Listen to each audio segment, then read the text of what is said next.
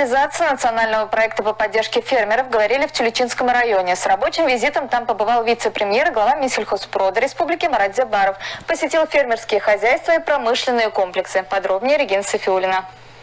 Встречают гостей традиционно с хлебом, солью и чак-чаком. С теплого приема начался визит Марата Зябарова в Тюлечинский район, богатый на промышленные комплексы и фермерские хозяйства. Самые любопытные тянутся к камере, другие предпочитают отдохнуть на сене. На одной территории больше 1100 голов, из них 50 телята. Еще с трудом стоят на ногах, но питаются уже самостоятельно. Теленок заходит в небольшой загон, и аппарат считывает информацию с ошейника, определяет норму порции. Больше положенного малыш не получит. На пару с искусственным интеллектом работают и на убойном цеху. Тяжелый человеческий труд выполняет машина. Это повышает эффективность производства. Рассчитано на 15 голов в день забоя скота. На сегодняшний день уже все переговоры закончились. С Дом РТ будет халявная продукция.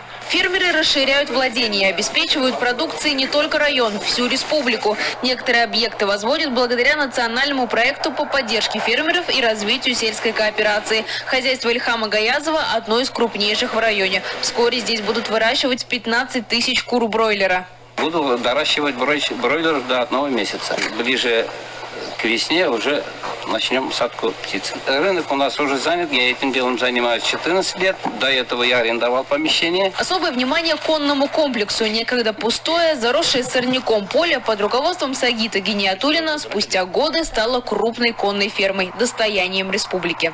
На площади в 90 гектар содержат больше 200 лошадей. Английские, арабские, пони и, главная гордость, чистокровные татарские лошадки. Пока этим же ребятам 6-7 месяцев, поэтому они содержатся отдельно, но уже через 2 года их переведут ко взрослым лошадям.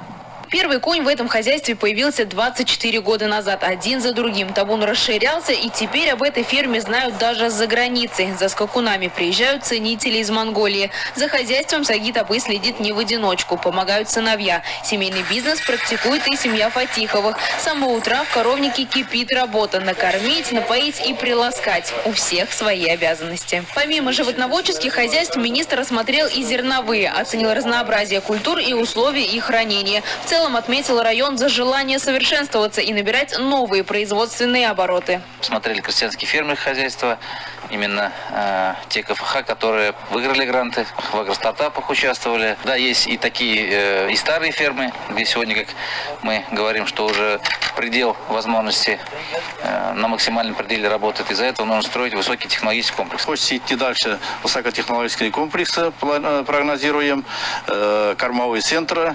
В текущем году начинаем проектировать и уже приступим к строительству новых молочных комплексов. Марат Зябаров оценил новый бассейн с 2 чашами для детей и взрослых.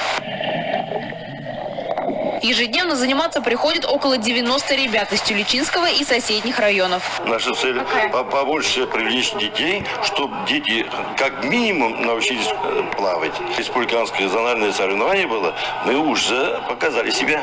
В Арске наши ребята уже себя показали. Это для нас большое достижение. В планах достичь больших высот. Как обсудили на пленарном заседании. Участники оценили результаты прошлых лет и поставили новые цели.